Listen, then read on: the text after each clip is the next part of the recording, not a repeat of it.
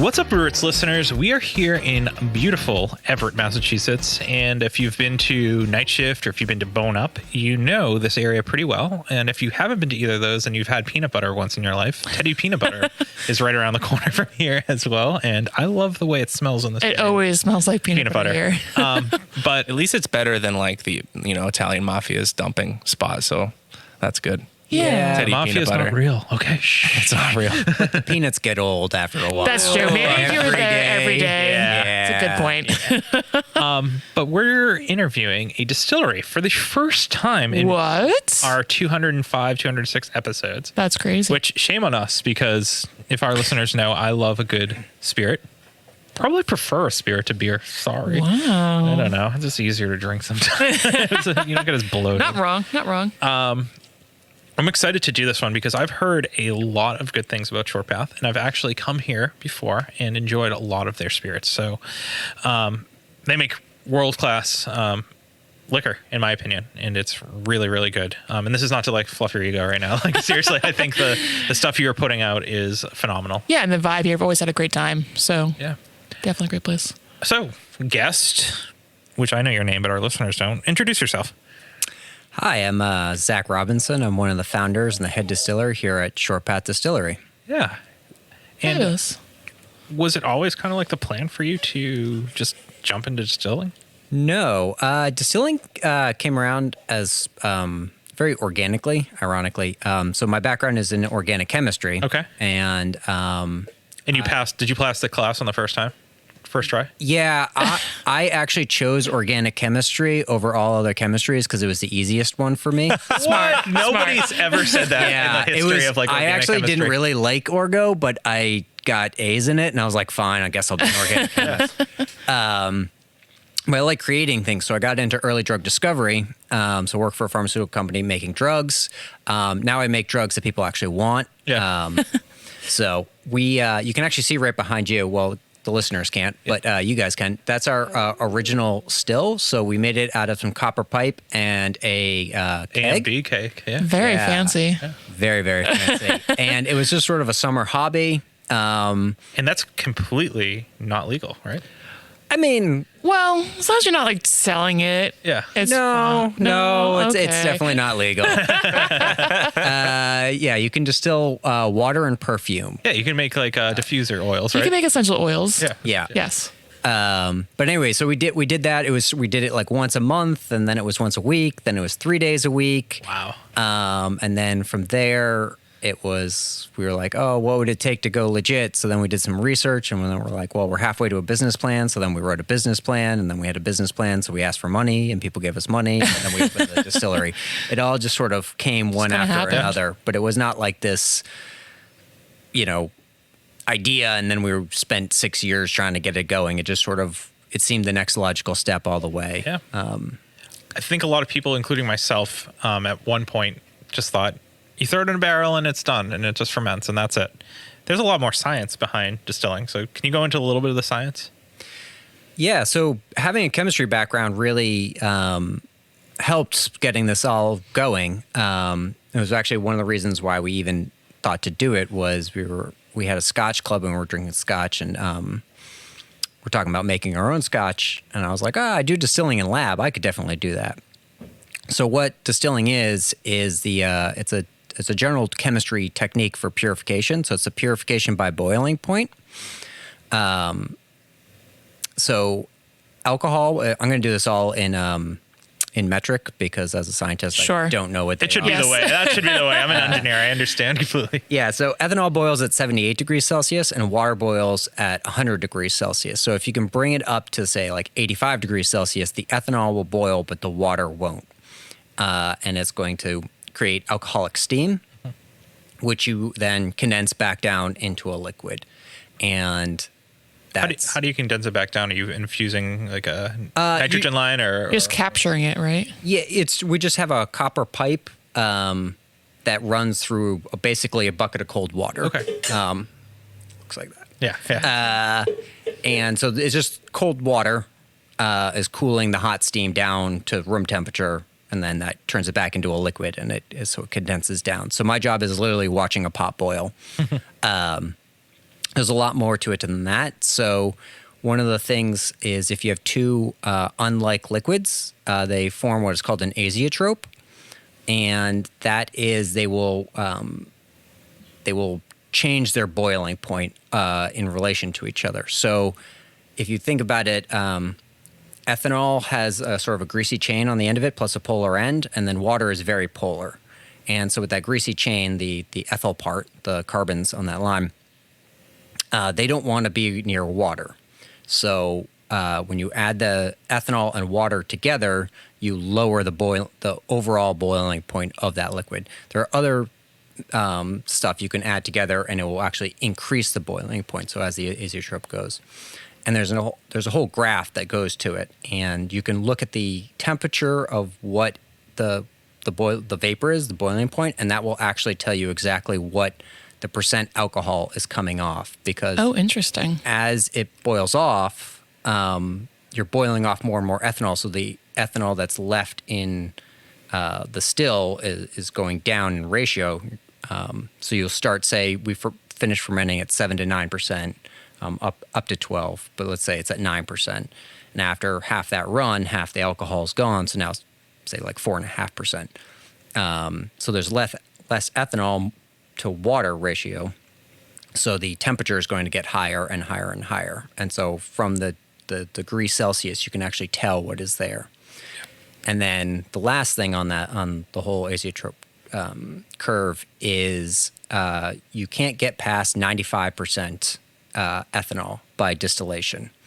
That's called the azeotrope point, and that's where you can't get it anymore pure by distillation. And so that's why, like, when you buy like spiritus or Everclear or anything like that, it's 95%, and that's what because it can't get any past that by distillation. The way to think of that is if you spill water on the ground, it will evaporate.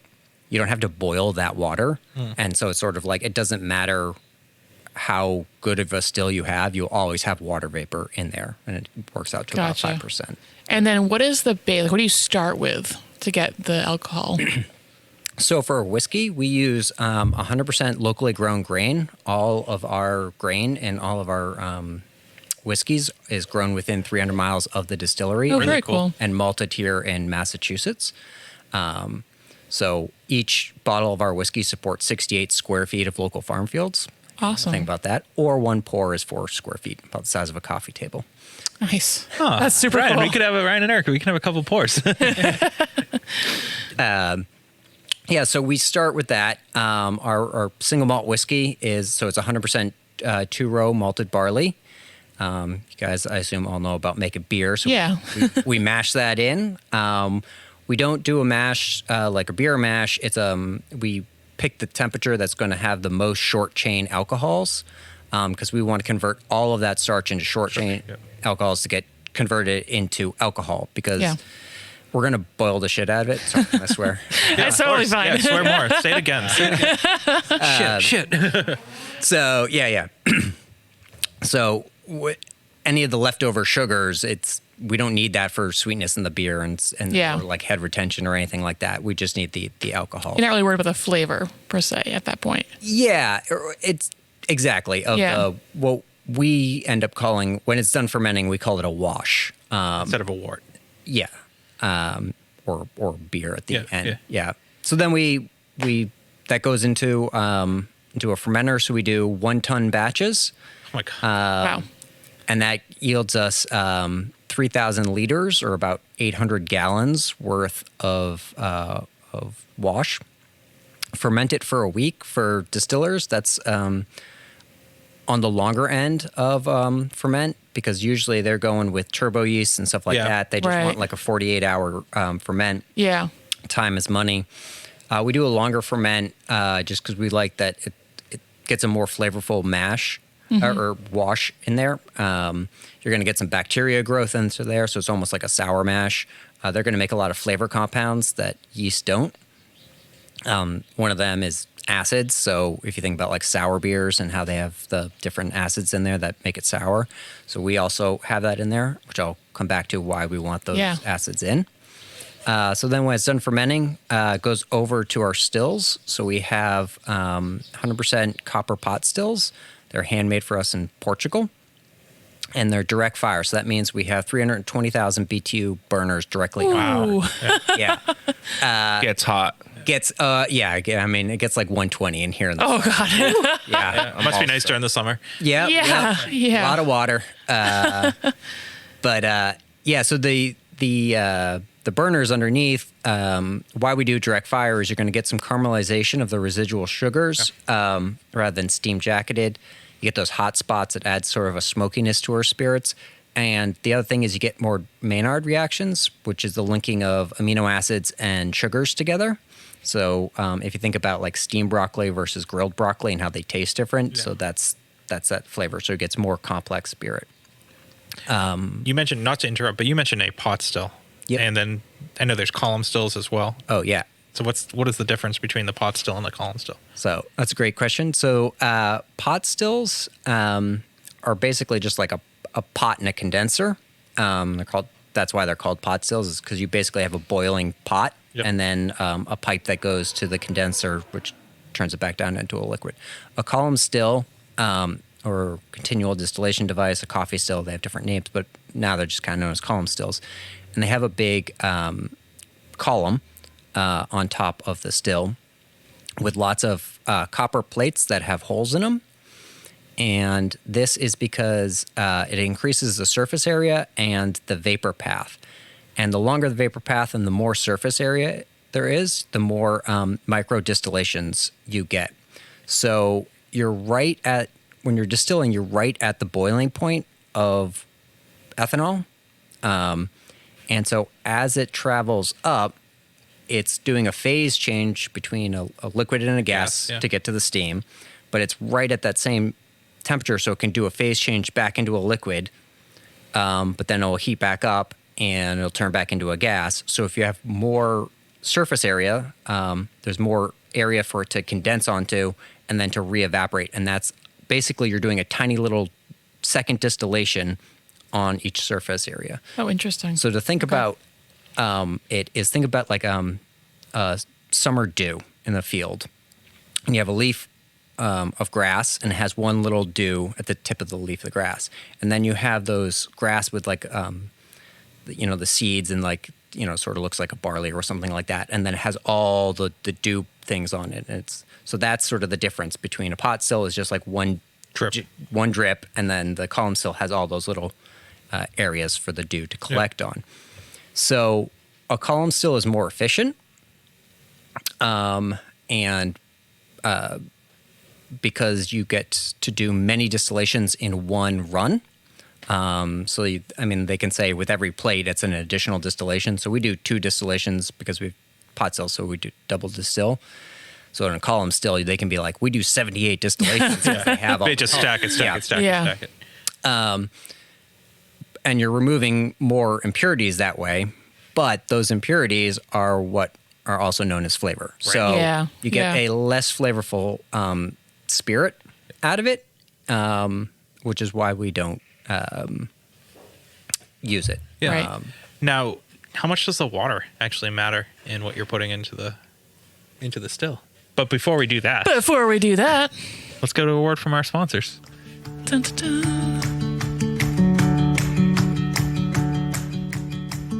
Did you know that your favorite Massachusetts breweries use hops from a local family-owned hop farm right here in Massachusetts? Our friends over at 4 Star Farms are there for you whether you're a commercial brewery or a small batch home brewer. Make sure to head over to their website today and get your hands on some of the best and freshest hops available locally. Cheers.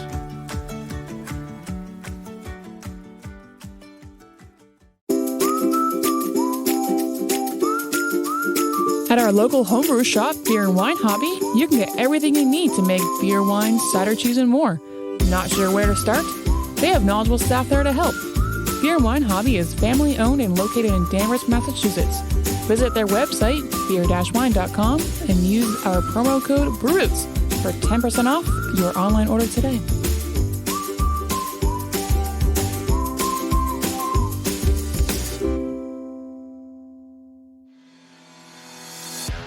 Shirts on Tap is the box subscription service for craft beer lovers. Each month, Shirts on Tap partners up with 7 different breweries from across the country and collaborates on a sweet custom shirt design.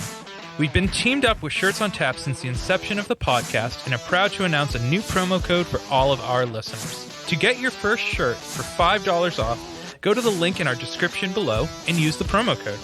And remember, drink better beer, wear better shirts.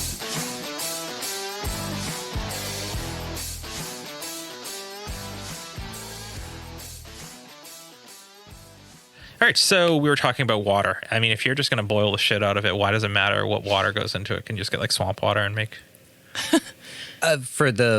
For whiskey, like water matters because one is when you start, you're still doing a ferment, so you still want a happy ferment. So there's that. And then also at the end, when it comes off the still, so our whiskey, when it comes off the second distillation, which I can go back to in a bit, it's going to be 150 proof. Right. Which is higher than what most people want to drink it at. Yes. So you have to bring that proof down by adding water. Yeah. So you water it down for lack of a better term. We use the finest Quabbin Reservoir water. So it's available. Yeah. That's triple filtered to remove all the gunk out of it. Yeah. Quabbin's good water. Yeah, it is. So it's great. But like if Lefroy just uses literal swamp water, they use like brown water brackish from the bog. Yeah. Even to proof it down. So they ferment with that and then they proof it down with that. I was like, well, added flavor, right? Yeah. Great thing about spirits is that it's self-sanitizing. Yeah, exactly. Yeah. So let's go back to, you mentioned this is just for whiskeys. Now, you don't just make whiskeys here. And I don't want to say brew. What is the proper term for making a spirit or... Distill. Distill. Okay. Yeah. So... Damn it. I saw gins. I saw triple sec. I saw Fernet. Is there a liquor that you don't make here? We don't make tequila. Okay. Yet. Ooh. Do you make a mezcal as well? Well, no. We're going to get into that. Yeah, we let the fans vote on what spirit they wanted next, and they picked tequila. Okay. Was that at the begrudging of you? Well, we're all about being local. Okay. Can't really be local tequila. Yeah, there's not a whole lot of local agave. Swap it. You can't grow it? No. But we also make rum, so I mean, it's not like a lot of local True. sugarcane. Right. I don't personally drink tequila. There's only so many hours in the day to Bad drink. experience? No, I'm just kidding. It's it's fine. Yeah. Yeah. So it's it's not something I've ever really been into. Unlike gin and whiskey, which are real passion. Yeah. Why is something like a gin or a whiskey a real passion for you? So whiskey, I really got into spirits back in the day, like right out of college, by starting a Scotch club. So it was get a bunch of guys together, everybody throws in $50, buy an expensive bottle of Scotch and drink it, or 5 bottles, depending on the night. Yeah. Yep. And really got into it. So loved that. And I really liked the aspect of the philosophy of Scotch, where it's like they use local ingredients. They use local barley. They use local peat. It has to age in Scotland. It's like the beer purity laws, but it's whiskey purity laws, sort of. But it also sort of ensured that there was always this industry in Scotland, and I kind of liked that idea, which is why even when we were starting out, we really wanted to use 100% locally grown grain. It was right in our business plan right from the beginning. So it was even before anybody else was on the spirits world was really doing that. So that was important. And then for gin, why I really love gin, as evidenced by having 7 gins here, is it's just such a fun spirit. Like we have 7 gins and they all taste completely different, which are completely different from, all the other craft gins that are out there. And it's the best, cocktail spirit, I think. Yeah. It just makes really fun cocktails, and you can do, it's so versatile. How do you make one gin different from another? So what makes gin is juniper. Okay. And so there's only 2 rules for gin.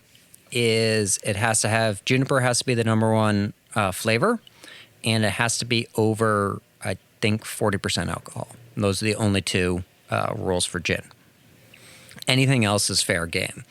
So you can use whatever base spirit you want. We did last fall, we used our apple brandy as the base. So it was like an apple brandy gin. Cool. Which was quite nice. Now, is that your autumn gin, or is that what you... It's not our autumn Okay. gin. It was just like a special one. It was similar to our autumn, where it's fall spices and stuff like that. But yeah, you can do anything. Yeah. Rum-based gins, anything like that. And then the botanicals in them can change. So Right. our like house gin, our flagship gin, which is a lavender eucalyptus gin. So it has juniper in it, but it's dialed back. It's not like getting slapped in the face with a pine tree. Yep. It's more balanced. Yep. Then there's lavender in it, which gives it, a really floral nose and some softness. There's coriander and lemongrass for citrus notes, and then eucalyptus for a really clean menthol-y finish. Yep. Versus, say, our winter gin, which is, more like rich and umami. It's like cold winter nights, so it has a collection of roots in there. It has rosemary in there, which has that sort of nice savory flavors to it. And then some cardamom and stuff like that. So it has like a little bit of spices and stuff like that. So, those are 2 that are just like very, very different gins that you can kind of do different. Are those put into the pot still, those flavors, or do you add them in a barrel after? No, so we actually have so our stills are very, what's the word? I don't want to, I'll say basic. There's no real moving. They're straightforward. They're beautiful. Yeah. Yeah. There's no moving parts or anything Yeah. to them. So a lot of people get Swiss Army knife stills. They can make everything, which is great because then you only need one still. But it's a compromise still where it's great at making everything, but it's not really specifically done. Right. So each one of our stills is specifically designed for the task that they do. So we have a dedicated gin still. It's more like a flavoring still. And so it is still a pot still, but over the pot is a giant copper colander in the vapor path. And so we put our base spirit in the bottom of that. And then we put all the whole organic botanicals up into the basket. Okay. Yep. And so when it reaches a boil, the alcoholic steam is going to rise up, pass through the botanicals before going to the condenser. So that does what's called a vapor extraction. It's a lighter extraction. So the alcohol is basically just kissing the botanicals on the way through. So it gives you a nice light-bodied spirit because that's what people want in their gins.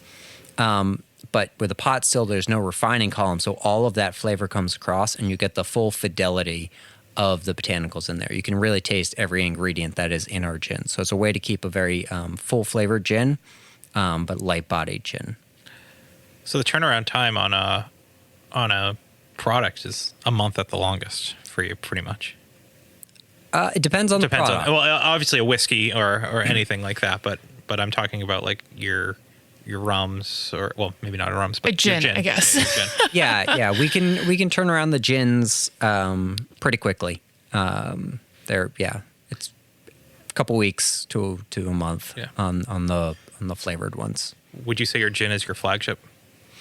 I would. So I would say we have 3 flagships. We have our gin, our single malt whiskey, and our triple sec. And actually, Triple sec, it's crazy. Like to me, a triple sec is like you put that in a Mai Tai. Or it's I know. and not to like minimize it, but it's like Listen, I started a distillery to make gin and whiskey, and I'm going to be remembered for my triple sec. Pretty crazy. In 2021, by volume, it became our number 1 selling spirit. Wow. what are people doing with this triple sec? Drinking it. Straight, they're just drinking it straight.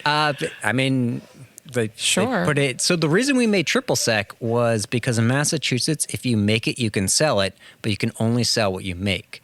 So we were the first distillery in Massachusetts that had a bar attached to it. And that was purely that was mostly timing related. There, because they only changed the law the year before we opened, and so the distilleries that were already Gotcha. opened, it wasn't part of their business plan. Yeah. So we got to like work it into our business plan. So the timing just kind of worked out for us. And we started with a white rum and gin when we started, and you can only make so many cocktails with just 2 spirits. So to increase the number of cocktails we could make, I made a triple sec to just add stuff to the bar. We never thought we'd sell it. It was just sort of like it was Just going to there. You make it, you can do it. Yeah.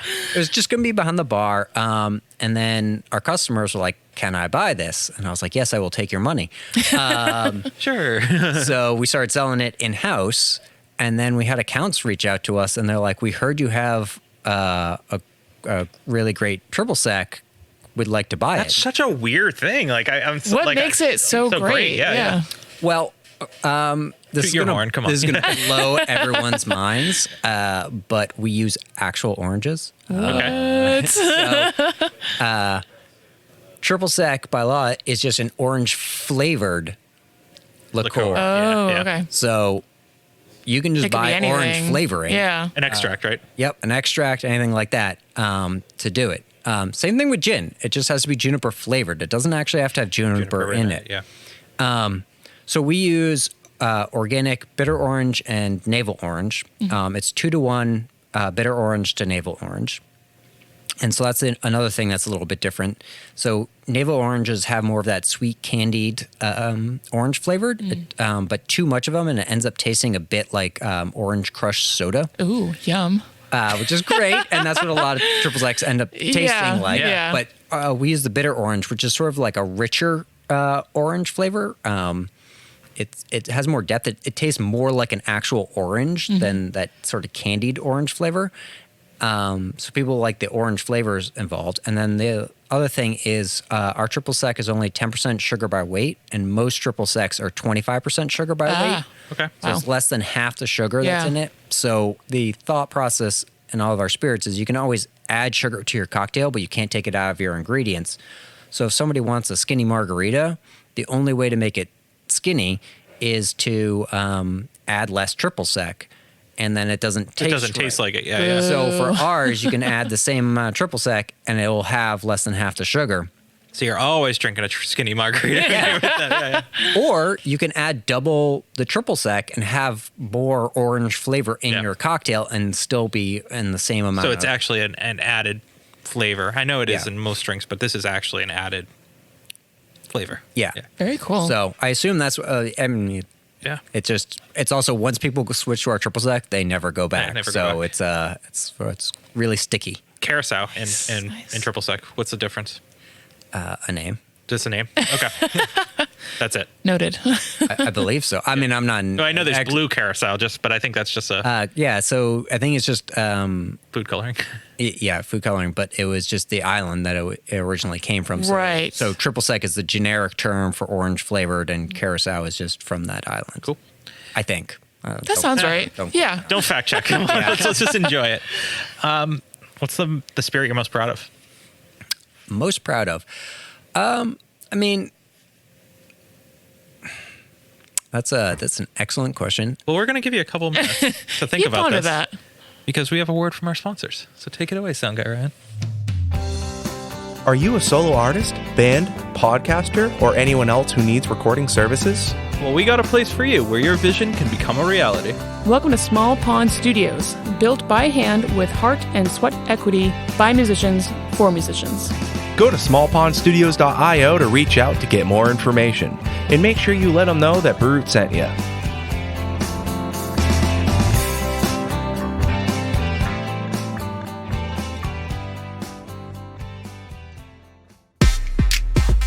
Hey, Sound Guy Ryan here. Didn't know if you heard, but we're a part of the Hopped Up Network.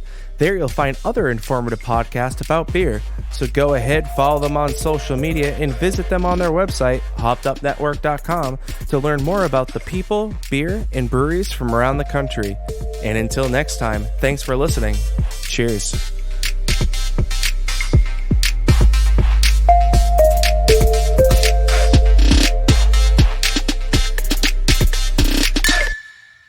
No, I want to know what is your favorite spirit to Oh, distill? you said Okay, most backtracking, proud of. yeah. Most proud of. Yeah. All right. Why don't we two faults? Yeah. Although they're gonna fall into similar things. So, I like my passion is whiskey, so that's sort of the canned answer. But there's two other spirits that I would say really get me going. One is our apple brandy, and that's because in 2010 I ended up in Normandy. Well, I went to Normandy, and ended up in a Calvados distillery, which was in like a 17th century French chateau. Wow. So cool. And it, I know, blew my freaking mind. Yeah. And I was just like in this barn of the chateau, and I was just like, oh my God, why don't we have this in New England? This We is have so Nirvana. many- Yeah. so many apple trees. It's going to be my life goal to like make this in New England. And that was like years before we even started distilling. So then when we opened a distillery, I was like, oh yeah, I'm gonna get on Definitely. this apple brandy train. Yeah. So I really love making our apple brandy. I love drinking apple brandy. It's a little more niche, but I enjoy it. And then the one I'm really proud of that I've gotten really into is our Fernet. That's a very big industry drink. If you're Yeah. Ours does not taste like Fernet Branca at all. It's completely different. But I just think it's our most complicated spirit. It in the number of ingredients and how it's made and the number of steps it does. And I just think it's like it makes excellent cocktails and is really great to just drink on its own. What is Fernet again? I have no idea. Yeah. Fernet is a bitter herbal liqueur. Okay. And the bittering agent is aloe. Oh, that's cool. So that's sort of what makes aloe and peppermint is kind of what makes Fernet. But it's, I mean, ours has some gentian root in there, which is also bittering. But we have like cinnamon and cardamom and cloves. And so it's like spice and myrrh gum. So like what they gave Jesus, which has this really nice, like piney resinous flavor. And I don't know, it's, So it's like a holy drink. yeah. It's I biblical. love it. Yeah. Fernet is typically enjoyed after a meal. Yes. Correct. As a what's the word? for it? chaser? No. Digestive. Yeah. Chaser. No, not a chaser. That was the right word. You have a fried chicken and you get the chaser with Fernet. You're seeing what kind of people we are, right? Yeah. What's a Fernet? Yeah, speak for you guys. So those two, the one that you enjoy making the most, the one you're most proud of. But we were talking off air about what I gave Ryan misinformation. So flag me on all these social Yeah. medias. Like cancel you. Cut you down. Oh, no, don't, please no. Bourbon, can it only be made in Kentucky? It cannot. You said it was bullshit, so please just say that. Yeah, It is. Yeah. So, fun fact about bourbon is bourbon just has to be made in the continental United States, have majority corn, can't be more than 90% corn, and has to be in fresh American white oak barrels. Nothing to do with Kentucky. In fact, bourbon was Gotcha. never from Kentucky originally. The name bourbon is because Bourbon County is in Kentucky, Yeah. and they came down the Ohio River. Bourbon was made, the bourbon style type of whiskey was made all over the United States. And it just, where the name came from is because it would come down the Ohio River and get shipped out of the port of New Orleans. And it spent a long time in the barrels going down the river. And so they said, oh, the best of the whiskeys was from Bourbon County. because they aged the appropriate amount of time. Well, they didn't know about aging at that time. It just Yeah. traveled along, and so they tasted it. Yeah. When bourbon started taking off as like the American spirit, Illinois was actually where most of the bourbon was made. It was where most of the distilleries was, and it was the biggest producer of bourbon. And this was all the way up until Prohibition. Prohibition, all the big companies went out of business, and the much smaller companies that didn't, So that's why Jack Daniels is still around. and Right. all those. they're Tennessee. I'm sorry, not Jack Daniels. Like Jim Beam and all that. Jameen, yeah, but they were actually more of like craft Underground, Yeah, yeah. kind of. and so they were able to like find niche markets and manage. So when they re-legalized spirits, the only companies still remaining were these small craft distilleries in Kentucky, which then monopolize the market, and then they spend millions and millions and Marketing. millions of dollars in marketing to convince you that bourbon has to be made in Kentucky. And if they're in Bourbon County, they'll be like, no, it has to be made in Bourbon County. All of it is 100% bullshit. It is never, ever, ever had to be That's made crazy. in Kentucky. That is just revisionist history to ensure that what are now the big companies do it. Yeah. It just has to be made in the continental United States, 51% corn, less than 90 aged. But that's like Mind Scotch blown. too. Scotch, you can't call anything you make here Scotch because it's right, not. exactly. So how do you skirt that? Do you call it like Yeah, you have Scottish like a Scotch inspired. Yeah, we call it a New England single malt. Oh my God, I love it. All right. That's cool. So it's made in the Scotch style, Yeah. New England single malt. Yeah. And you have something equivalent to a bourbon. We don't. I like bourbon a lot, but it's a real pain in the ass to make. Corn is Not easy. not easy. It's like mixing It's like 500 gelatinous. pounds of polenta. Yeah. Sounds good on paper, but Well, they never said it was going to be easy, man. Yeah, I know. And there's a lot of really, really good craft bourbons out there. So it wasn't like, it was sort of like, do we need another one? I'm not saying no. We have made bourbon. Like I said, I like bourbon, but of like Scotch, rye, and bourbon, it is my least favorite of those three. But, Yeah. I mean, that doesn't mean I don't like it. Like I said, I really like bourbon. It's just, so we do make a rye as well. We're doing that right now. And then we have our single malt, and then we have a Maine peat smoked single malt. So sort of like an Islay Scotch. putting something into a barrel for an extended period of time, how do you know your product's not going to suck when it comes out? So scary. Yeah, it's so scary. Well, a lot of prayer. Yeah. You gotta hope that what you make good ingredients and do the best cuts you can on your still, and hope that it comes out great. I don't have to worry about that too much anymore because we have barrels here that are much older than what we release. There are my retirement fund. Ooh. And every year on our anniversary, crack it open, taste it, and then I giggle about how rich I'm going to be. Nice. Love it. Speaking of money, what's the profit margins, or like the margins you're working with as a distillery? I'm curious. And if you're not comfortable talking about this on air, let me know. Like, I want to know, like, how much money are you putting in to to distill a certain Like a gin or drink, a whatever. gin, Yeah. and how much money are you getting out of it? So, like the cost of materials that go in. And labor, I guess you could include labor because labor is a big part of it. Yeah. So the materials are not as high as, say, beer. I think the what you're getting at is we see bottles of alcohol that is $150, $200, correct? Correct. And Like, is- I want to know, how much does this bottle make you? How much does this bottle cost you? Right. So Right. what I'm going to... Yeah, as comfortable as you can be. It's just like, Because we're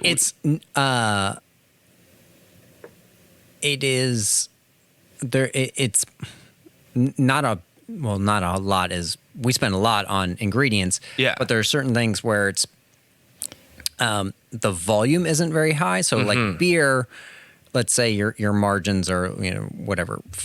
Beer's pretty cheap to make. A Yeah. lot of.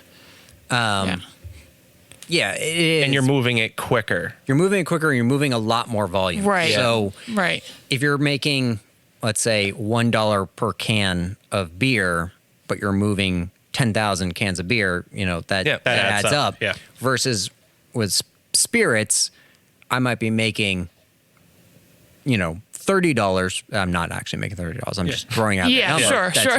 That's per bottle of whiskey, Yeah.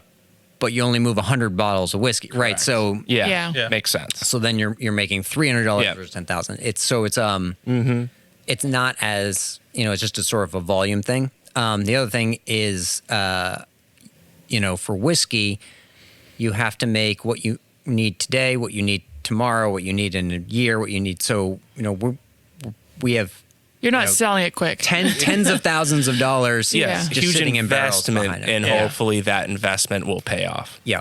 That's a lot of stress. It is. Do you meditate? Acupuncture? Yeah, He drinks. He drinks. 7 years in, and you get used to it. Yeah. Just sort of Yeah.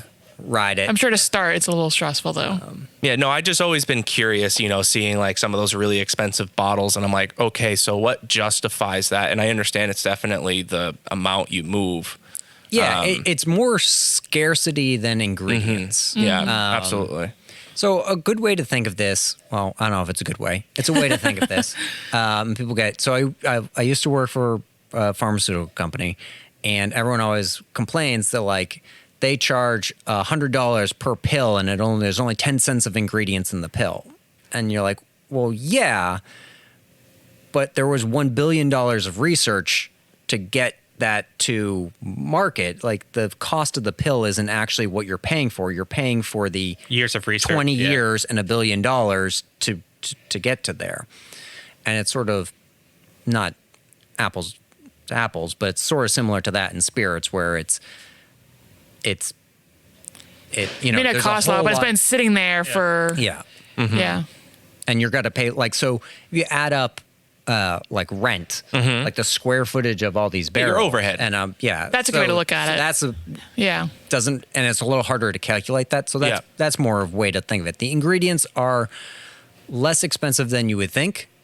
But the overhead, labor, And the space it takes up for And X also, amount of time. I would also assume the yield you get out of everything too. yeah. Yeah. So a good way to 1 ton of grain makes 3,000 liters of wash, which makes about 75 gallons. As I'm swapping Yeah. units. That's fine. 75 gallons of barrel strength whiskey, which gets us like 80 cases of whiskey. Yeah, so you start off with a lot and you end up with not a lot. So what does that call? Like efficiency? Like your still efficiency is relatively low. Yeah. So you could, yeah. So then we do very tight cuts. So that's the other thing. But also with our stills, they aren't the most efficient still. Although we do collect most of the stuff that comes out. You just run it longer. It takes more time. Yeah. Yeah. So then there's also like the gas use that goes into it, and Right. electricity and everything. But at the beginning, when you're first distilling, that's pure acetone pretty much, right? So you can't use that. It's not pure acetone. It's what comes off first are the heads. So they're the low molecular weight, low boiling point compounds with acetone and ethyl acetate. Yep. So nail polish remover and non-acetone nail polish remover. It is not mostly. It's about 2% acetone. Okay. But that's a lot of acetone. Right. You should not be drinking Like that. flavor-wise. Yeah. It flavor-wise, How do you know when to, massive hangover. how do you know when to cut it off at that point? So we have a couple ways to do it. It's a little bit of an art. Okay. So it's not just like swishing around your mouth and like, that's not the point.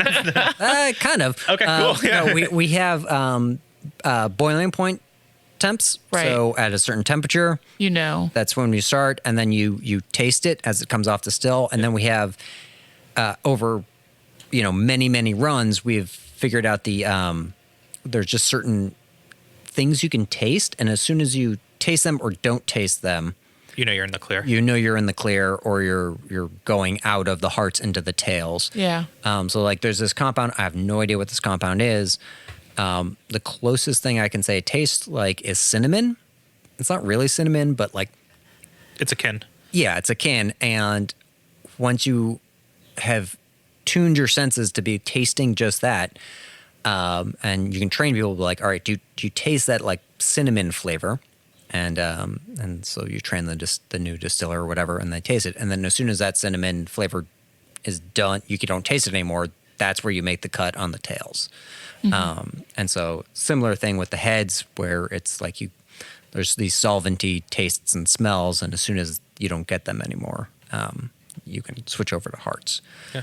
But it can be a little tricky because sometimes it'll have some of that solventy flavor, but it'll also smell freaking fantastic and Yeah. taste wonderful. So you kind of have to What do you balance do? that to it. Oh, aging. That reminds me. Yeah. How much time do we have? I don't Oh no, keep going. Keep going. It's all Yeah, we good. got. I'm going to bring it all back. We talked about the bacteria and Yes, the acids. that's right. The and- sour. Yeah, and why we want those. It's my new favorite thing about the new favorite chemistry in distilling is so when you age it, a lot of things happen. So you take those spirits and you put them into an oak barrel. And why oak is because oak has radial lines in their wood. So it's basically and they have lines like things that go from the sapwood to the heartwood, as well as the phylums. I think it's the phylums, whatever the things that go up the tree to draw up sap and Yeah. all that jazz. So if you think about it, there's the tubes going up the tree, and then white oak is unique in the way that it also has things going in and out of the tree, so they kind of cross each interesting. other. Yeah. And that makes a mesh, and then liquid can't go through it. So if you have other woods, it will travel along the growth rings if you Mm-hmm. cut it a certain way, or if you do it on the end, it'll just travel down the tree like a sapwood. Wow. But Fun oak, facts. but oak doesn't do that. So that's one. The other thing is the flavor. So when you char oak, you get different flavor compounds in them. What's the flavor comp? Most people say like caramelly or. So flavor compound. So like an easy one to think of is because it's a one compound, one flavor. So the licorice flavor, the black licorice flavor, is it's called anethol. It is a compound that is found in aniseeds and star anise and licorice root and fennel, and so that's what tastes like black licorice. So you can, and so it's just any sort of compound. It's actually, I think, a steroid technically, but don't quote me on that. Yeah. You're gonna get. But there's all sorts of things. They have biological reasons to exist in the plants, and that's why it's across different plants. It's sort of like a caffeine. Yeah. Well, not really a flavor compound. It's a pesticide, and it's because it's a neurotoxin, and for bugs, they have very small brains, and when they eat the tea or coffee or whatever has caffeine in it, They bug out. They bug out and die, which is, caffeine will kill you if you have enough of it in humans, Yeah. but our brains are much bigger. And so for us, We can handle it. it just makes us super wired. Oh no, I can't handle it. Maybe I have a smaller brain. So yeah, there's different flavor compounds in them. So there's like lactones, which are these cyclic compounds. They're cyclic esters, which taste very sweet, almost like sugars. And then there's, when you char it, you get a flavor that's very close to vanilleine, Yeah. which tastes like vanilla, which is why you get those vanilla flavors out of oak and all that sort of stuff. And then everybody knows, well, maybe not everybody, but most people know about the angel share. So you get an evaporation through the wood. It's porous. And depending on the temperature and the environment is in, either more alcohol will evaporate or more water will evaporate. So the proof in your barrel can either go up or down, depending on where it is in the rack house. And then also you're going to get oxygenation through there. You get oxygen slowly leaks in and oxidizes the stuff in there. But the other thing that happens in barrels is esterification. So the tannins in the wood are acidic, and the esterification reaction is catalyzed by acids.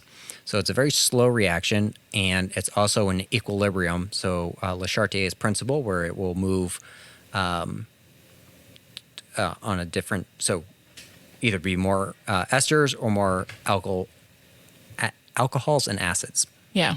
So what an ester is a alcohol and an acid linked together, and it kicks out water as the byproduct. And so esters smell and taste like fruit. So if you've had a Belgian beer, and they always Right. talk about the fruity esters made by the yeast. So we're doing the same thing with chemistry that brewers do with Biology, yeah.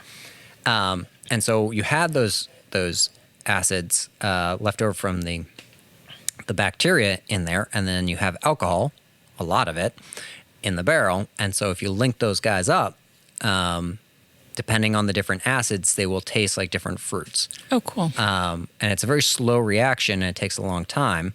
And that's why, like the older whiskeys, people talk about like you can smell and taste banana and like, strawberries and Interesting. cherries and stuff Yeah. like that. You actually are tasting those flavors. They are being made just slowly over time versus white whiskey, which can often taste very harsh. And that's because it has those acids in there. It'll have those ketones and aldehydes that are harsh flavors, but over time they will get Mellow out. because Yeah. they're going to be turned into these esters that taste and smell like fruit. Yeah. Fun. Yeah. One last question That for was me cool. is how many times can a barrel be used? We use barrels 3 times. And then what do you do with them? We sell them to breweries or customers if they want them. Well, up to 3 times. We use them at least twice, usually 3 times. I think you can get more if you have an in-house cooper who recharges them, but we don't. Yeah. So Not yet. Not yet. I know, not yet. But they still have a lot of life left in them. And brewers like it because all of the Barrel-aged beers. yeah, barrel-aged beers, but like the woodiness of the barrel has been taken that's out. what they want. Yeah. Right. So they it's more of like a vessel for them, like a breathable vessel. Yeah. And they can get flavors. So, we do, we have a barrel-aged gin, so then they can get gin barrels, or they'll get our whiskey barrels or our rum barrels, and that flavor kind of imparts into the beer. Yeah. Very cool. So that's what happens to them. Well, Zach, Erica, Ryan, do you guys have anything else? No, We want people to come this was great. to Short Path. We learn a Yeah. lot, and it's clear that you know your shit. So, where are you physically located? We are at 71 Calvin Street in lovely Everett, Massachusetts. It's a one-way street. So a lot of people kind of miss us because they go to Night Shift and Bone Up, and we're a one-way going the other way. But we are 510 feet from Night Shift and Bone Up. We're basically smack in the middle Smack in the between middle. them. Yeah. Yeah. And you have a number of offerings here, so please come check what they have on their website. It's not just only do you consider it a bar, or what do you? Yeah, cocktail bar. Cocktail bar, Yeah. but you can purchase spirits to go, and you distribute. We do. We distribute. We're in over 200 different locations in Massachusetts, and we're also in Maine. Oh, cool. Wow, good for you. That's awesome. Congratulations. And so we sell merch, bottles, all that jazz here, as well as cocktails. We're open 7 days a week, and Awesome. good time. Yeah. Well, we're definitely going to go have a spirit, and you will want to see the after show that we're not going to produce. Stay but, yeah. tuned. So stay tuned. All right. Well, cheers, everyone. Cheers. Cheers.